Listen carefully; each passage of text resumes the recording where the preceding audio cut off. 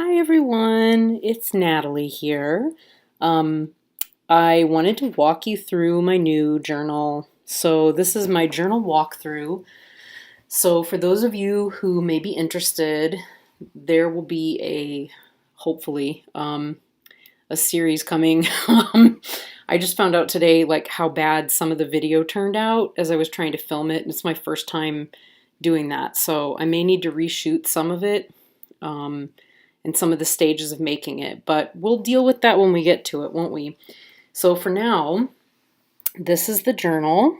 So you can see I chose to do quite a bit of hand stitching on it. So all of this is made from recycled materials, pretty much.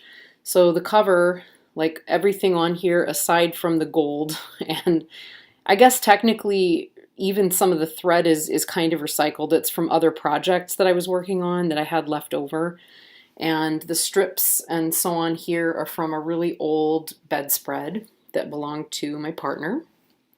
And the black linen that I used is clippings off of some fabric that I used to cut out and make a blouse. It's a little heavy for like some of the smaller books that I want to make, but it was perfect like weight for this one. So I love spider webs, and so I decided to stitch a handy little spider web onto there. And then on the back, as you can see, there's more of the same and some pet hair. I used like a kind of an orangey colored like waxed linen to do the Coptic stitch binding. On the inside, on the front cover here, I have, this is wrapping paper actually. It's recycled wrapping paper. You can see kind of next to where the Buddha's sitting that it's sort of shimmery, and that's because it's tape. So that's actually wrapping paper. And I should have said too, the book board, it's doubled and glued together, but the book board that I used is actually from the notepads. So you know when you have a notepad and you have like this kind of paper, you know, this kind of cardboard on the back of it, when you buy art paper, it's really nice, and those boards are extra thick, so they really do work for like to make beautiful book covers. I'm always putting Buddhas in because I like cut them out of magazines, and I think this came from the cover of a tricycle magazine that was kind of old. I like having that sort of reminder, and this may become a collage that I add to over the course of the year. I'll just show you the fun back cover here because this made me laugh. Or just does make me laugh. So it was actually a present that came from my partner's family's Christmas, and they have a huge Catholic family. So they do, instead of like presents for everybody, everyone brings one white elephant present. I left that on there because I just thought it was sweet. This is made of pretty thick, sturdy paper, and it's eco-printed. You'll see as I open it up. But the first signature holds things like my tarot tracker for the year. So I did include March because I thought, why not? I was already tracking March, but I didn't actually start tracking until March, so I threw that in there. I've written in like retrogrades, I've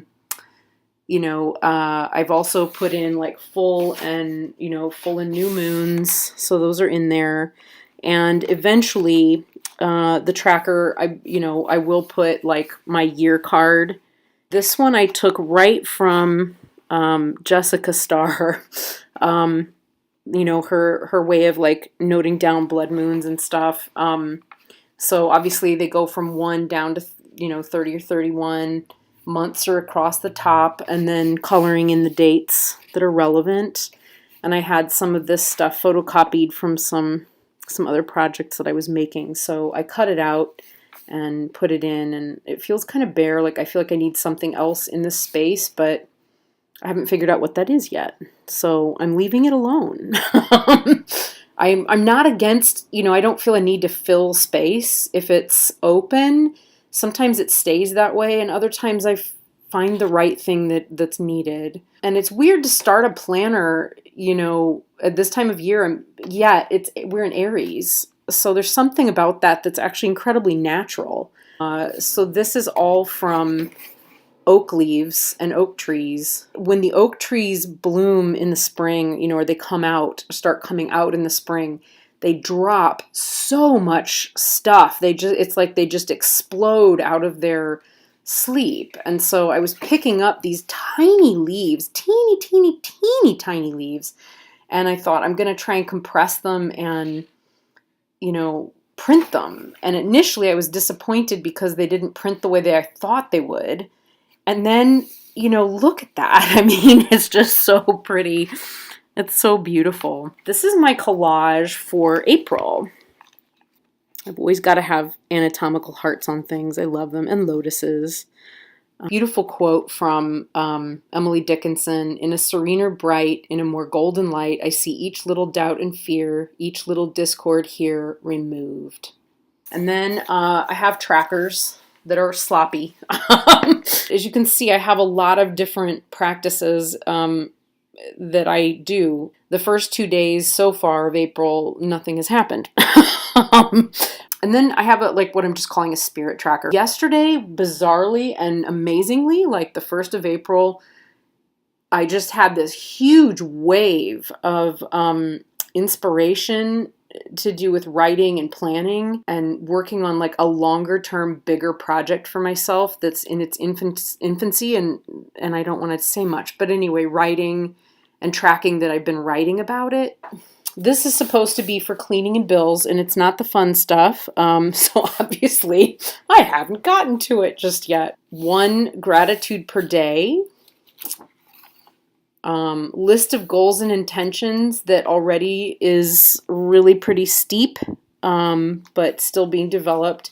And I put extra pages in because I didn't know if there would be other things that would come up. But at the moment right now, it seems to be holding my to-do lists on Post-its, and I'm fine with that. And I also found that like in that in-between phase of finishing, this book and getting started, I really was happy to use some of the extra pages just to close out the month of March and kind of flow into the new month of April. I have these nifty little like paperclip bookmarkers.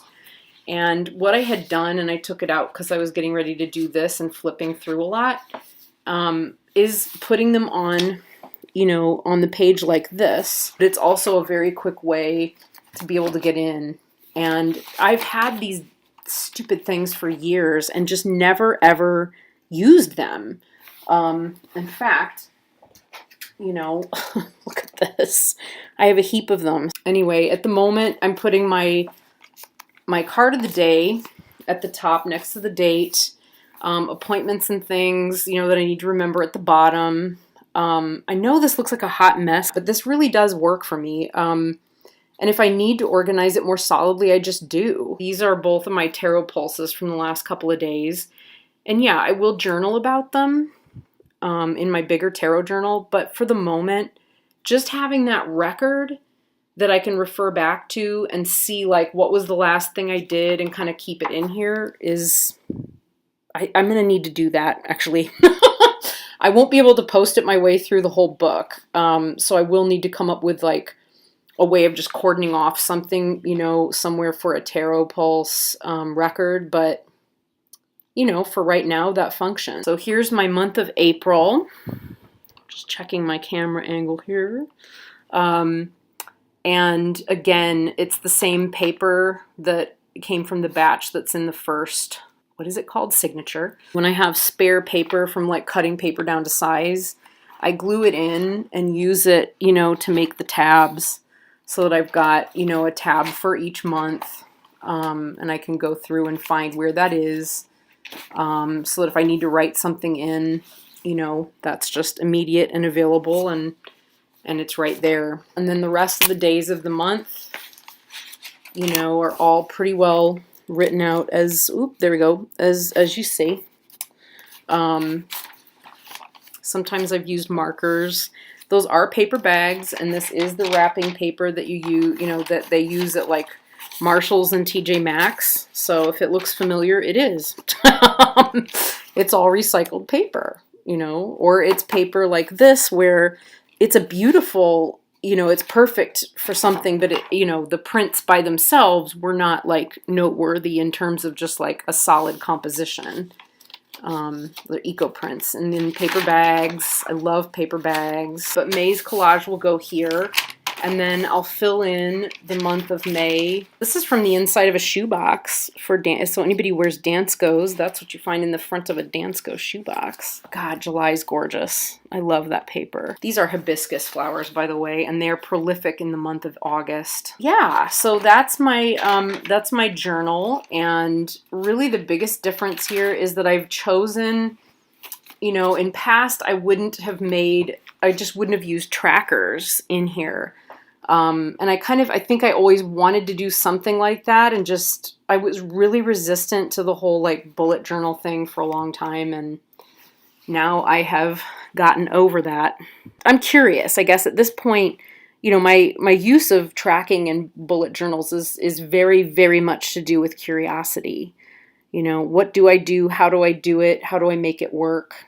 And then adjusting, you know, adjusting the sails. That's how it is, you know, life requires navigation. So you just navigate, you adjust your sails as you go and see what happens. Yay, 2019 journal. All of it there. And I look forward to figuring out how I'm going to use all the footage I took, and how much of it is usable in terms of making an actual series for everybody that's followable. More on journals another day. Thanks, everybody. Bye.